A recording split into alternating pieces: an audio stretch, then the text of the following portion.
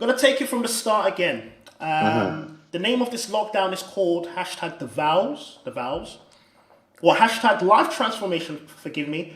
The lockdown live the vows, and it has something related to what you were going to rap about before you decided to really surrender yourself to God and give your life to God and change your life around. So, before we get to that, how was your Hmm. life before you came to change it? Before you came to faith? Before you came to the VYG? How was your life?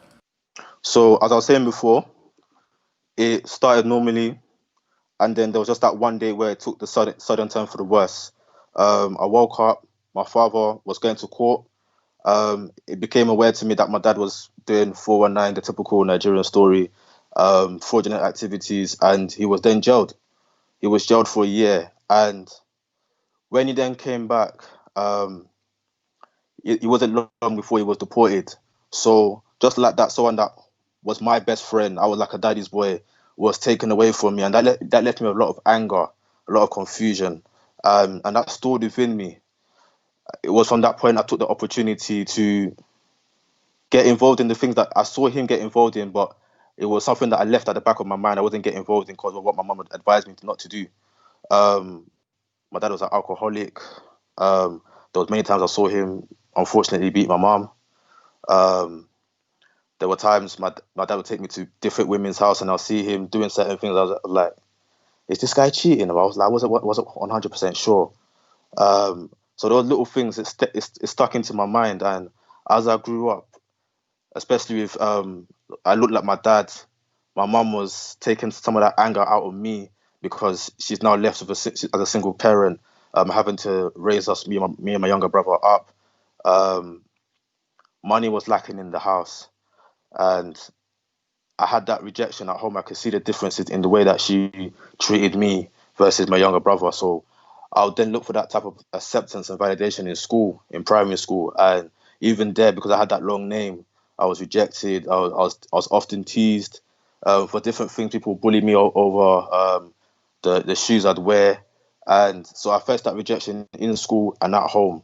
And entering year seven, I had that mindset of I'm not going to be a victim. I'm not going to allow these type of things to happen to me again. Um, I had the opportunity where I allowed social media as a place so I could reinvent myself. So that's where I came across Twitter, and Twitter became for me what Tinder is for people today, a place to hook up with different girls because of the followers that I had. I don't know. It's like girls lost their sense, and they'll just start DMing you. It will be little bands of conversation, and it came to a point I was so regular at doing stuff like this that I just screenshot sent to the man. Them I'm like, yo, 2 3 days I would have patterned this girl, and I had that mindset because I was introduced to pornography from a young age. So I started to see women as just a means for where I can get some form of pleasure. So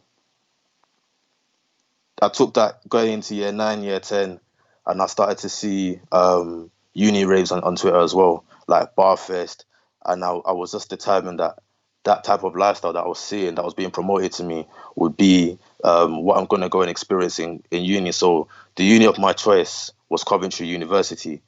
And I went there with just one aim. I was going to have fun. I didn't go there for no degree. I didn't go there to learn anything. And the aim that I set out is exactly what I achieved. So I went there already, as I said, addicted to pornography, addicted to masturbation, already wasting my time with girls, already um, sleeping around. And by the time I got to Coventry, I started to realize, well, some of the things I was doing it whilst I was in the youth group, whilst I was hearing the words, the words to change. But I tried so many times, I didn't believe that this change thing was possible for myself. So by the time I got to Coventry, I'd given up. I'd given up that of seeing myself with a transformed life. I'd given up to the point I'd hear assistants' testimony, people in the youth group, and I'd be like, "Nah, you're lying. This Holy Spirit thing isn't real." I believed it was like a myth. Like a myth was just something that was promoting to me for me to come to church. I was like, nah, there's no point. I've tried and tried, it's not working. So by the time I got to Coventry, I had left that mindset of ever trying to change. So I dived straight in, all into the world. and I had I had this emptiness within me at the same time where I couldn't escape the void within me that I didn't even know where it was coming from. And I search, I look for things to fill me up. So at that point, I started to dive into music. I started to dive into music. I take music as an escape. Um, because I had the talent, but it was never something I wanted to become an artist. But I needed something other than uni and the girls that would distract me. So I started asking friends to help me with studio sessions, and it got to a point where people start to realize, no, Oli's good at music. And so I had a friend that knew a big artist in the UK by the name of Steph London. Um, they sent some of my music over to her, and she said, "Nah, the guy's good."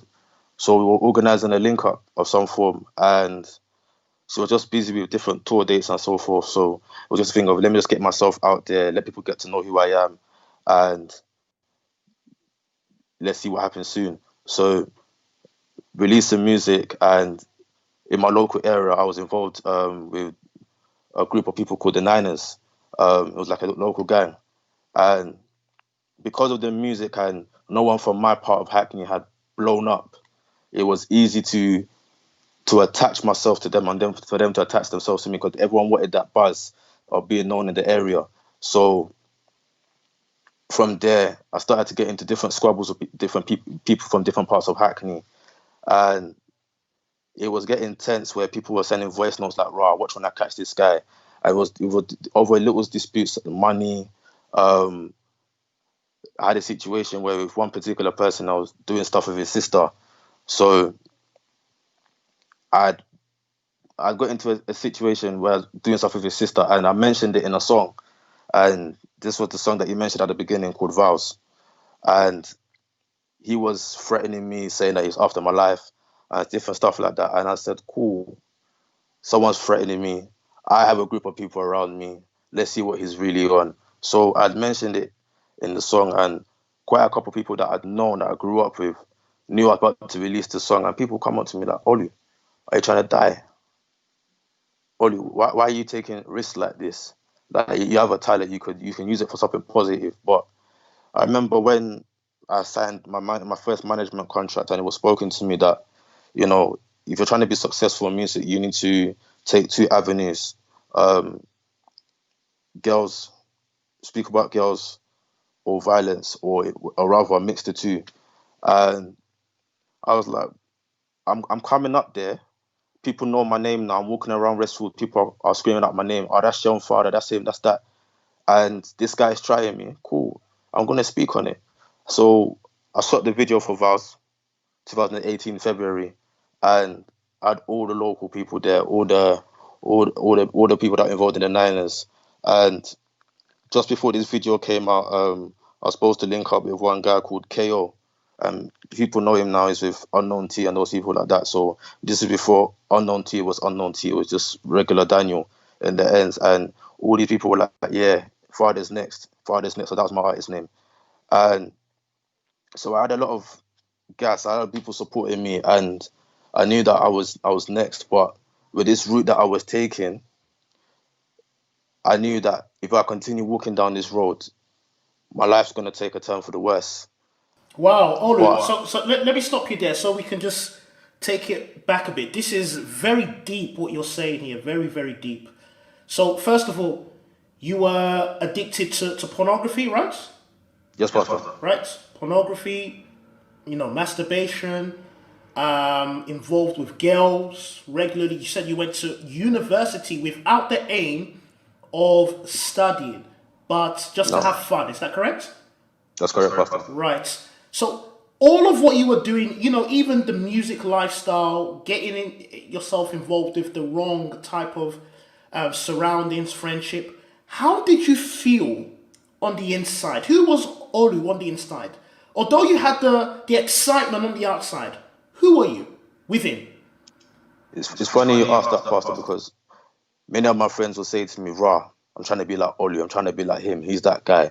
But inside, when I look at them say these things to me, send it to me on Snapchat, I look at them like, I'm not even trying to be like me. It looks good, you know, going around, people know your name, girls trying to get to know you. I had girls from Croydon booking hotels just to come and see me in Hackney. And if you know Croydon to Hackney, there's a quite a bit distance.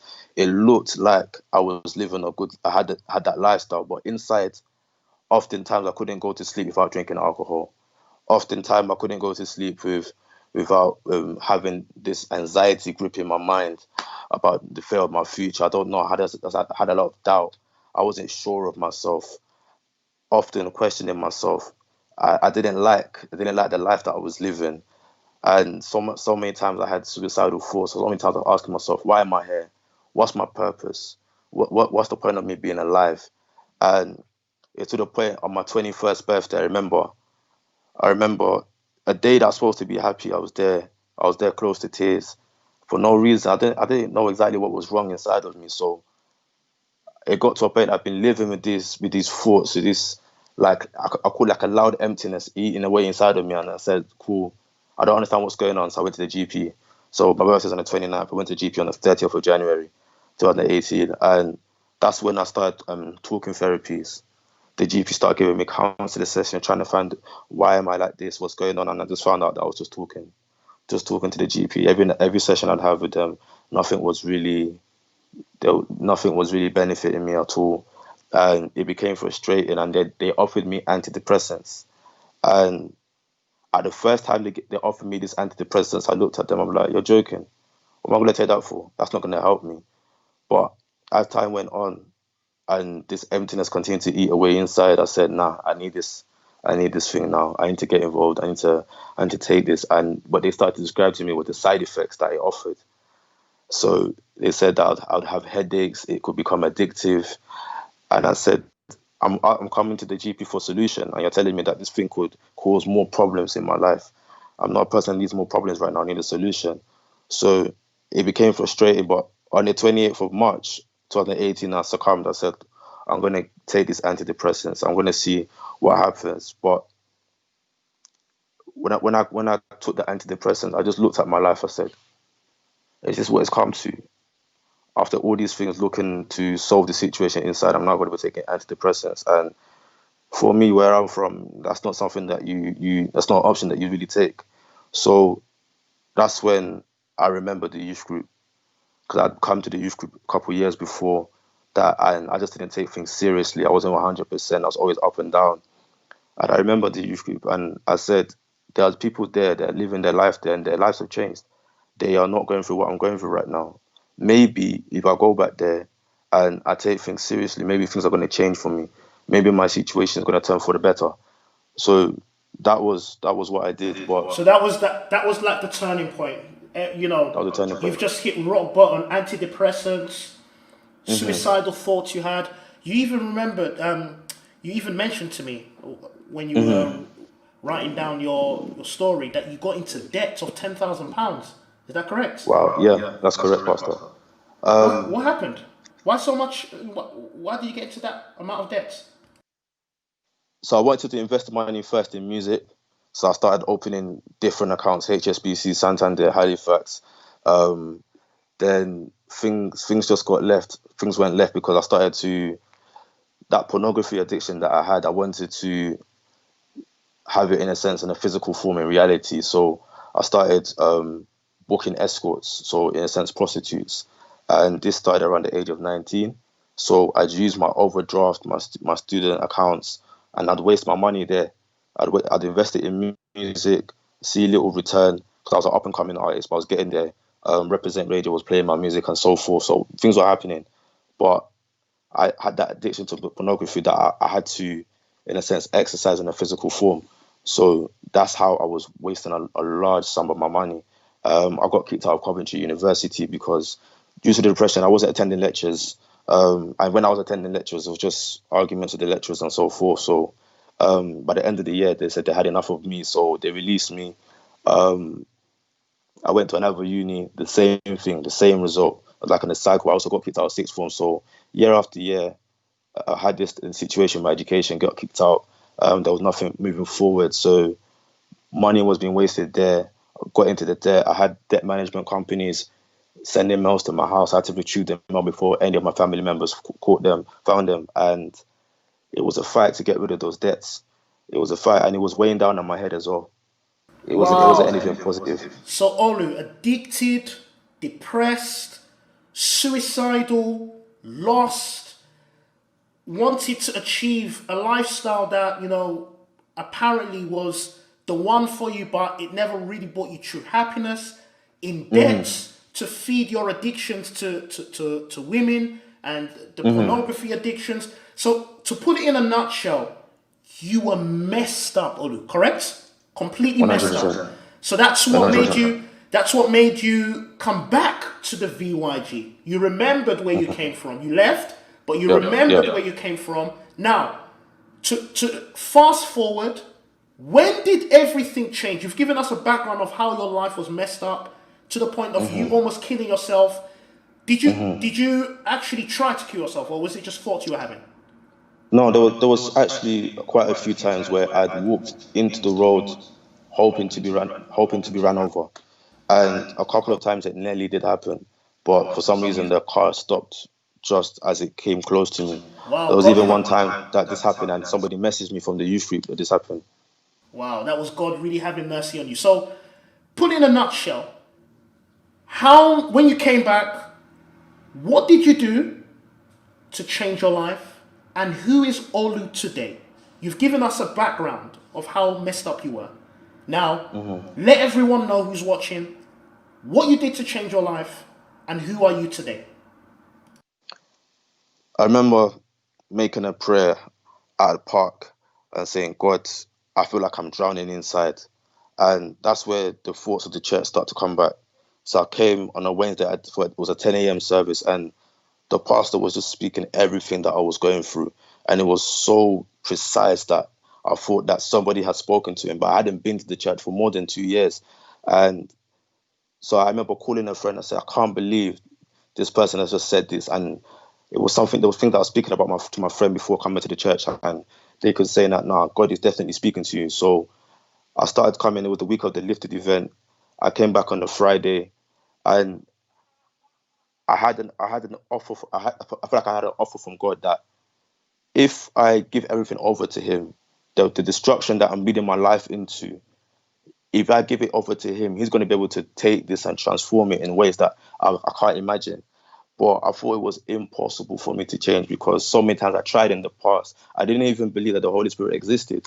So I remember coming back to the church for like I was so serious. I made a decision. I came back for Saturday for the battalion meeting, and there was no battalion because it was like Easter or something like that. So I went again to the part to pray, and I said, God, I give everything over to you.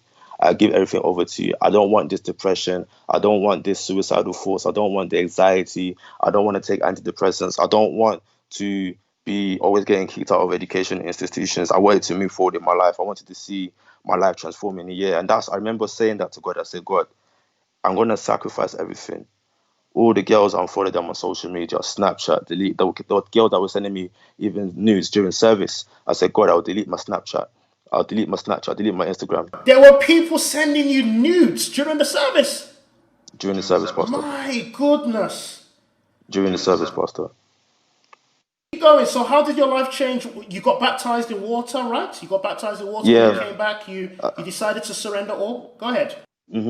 So I remember deleting my social medias, blocking a lot of my friends and people calling me and saying, "Oh, are you mad? What's going on? Where are you going?" And because there was something that I believe God inspired me to do, I got my music videos deleted from JRM Daily, even my own platform. I deleted my music videos, and a lot of these music videos cost a lot of money to make. And people saw that I was going somewhere with it, and people were calling me saying, "Ollie, you gone mad? What's wrong with you?" I had my friend come to my house and say, "You're right." But I said, "No, listen, I've given my life to God, and I'm going to see the fruit of everything that I'm doing." Um, I remember the Genesis night video in 2018 was coming up, and I remember that there was going to be baptism on that day, and it was just early April, and I was planning to wait for that distant time, but because I'd made a sincere decision, I had nothing to wait for. I remember there was baptism offered in my branch, and I went forward, and that day, Pastor, when now when I look back, I can see that the person that left that pool, that baptism pool, was a new man. That somebody actually died on that day, and Right. it was the old me. Today Amen. I look back, and I can see physically, obviously, it's me that was in those videos, it's me in the pictures, it's me doing these things, but truly what God said, that he will take out your heart of stone and give you a heart of flesh, he'll put his spirit inside of you. It's exactly what God did to me. So 7 days later, after getting baptized in water, I received the Holy Spirit, and so Powerful. many This is times what I wanted to hear. I love when I hear that. I love it. Carry on. Sorry, I get excited when I hear this. So you received the Holy Spirit 7 days after you got baptized in water, correct? yes, Pastor. How is your life now? Who is Olu today? Give us the good news. 2 years later from that day, Pastor, my life is completely transformed. There's no aspect of my life that I can even see that I'm similar to what that was, the old nature. So I'm no longer addicted to pornography or masturbation. I don't have that craving to go to parties, block parties. I'm not interested in what the world has to offer to me. I mean, I cleared all my debts, £10,000 of them, and not too long after, like 3 months after, my university awarded me a £10,000 bursary for studying social work. So everything all the problems I was dealing with, everything got cleared. Moving forward, You're even my in a love life was relationship, blessed. right? Yes, Pastor. Yes, Pastor. And What's about to happen? for the glory of God, Pastor, about to get married. And this was something that I saw in the past. I never thought such was possible, because I saw, as I said before, I saw women as just objects. And I always tell my friends, marriage, what are you talking about? That's never going to be my life. I'm going to have fun until I'm old. And what God, he really worked in my mind. He took out all the rubbish and he gave me a vision. And I started to follow through the things of God. I started to follow through with the vision that he gave me. And slowly but surely, things just started to change. And it became rapid. There were weeks I was just receiving blessings after blessings. I had a job. I started working in mental health, and I had the opportunity to work as a social therapist with the NHS. And I'm probably one of the youngest people working there. And to say that I had depression and then now I'm working in this field, it's just, I've just seen the way that God has flipped things for me, and it's great to see. And I know a lot more is to come. There's What's probably your things I have advice not for mentioned. anyone? What is your advice for anyone who's watching this right now and they're saying, wow, this is amazing, and they want the same for themselves? What's your advice? Have a commitment with God. Make the vow, because when I made that decision and I kept to it, and I said, God, this is what I'm going to do. I'm going to make a change. It didn't even take too long for my life to change, and I don't regret the decision that I made. I look back and I can even say thank you to myself, to say that thank you for using common sense and giving yourself to God, because it's profited me a whole lot, a whole lot. Like, I'm sure if I continued down that road, I would have died. I have no doubt of this. But now I have breath of life. I can enjoy my life. I can enjoy. I don't have to drink alcohol before going to sleep. I go to sleep peacefully. There's a lot of great projects and plans that God has for me, and I can't wait to execute them.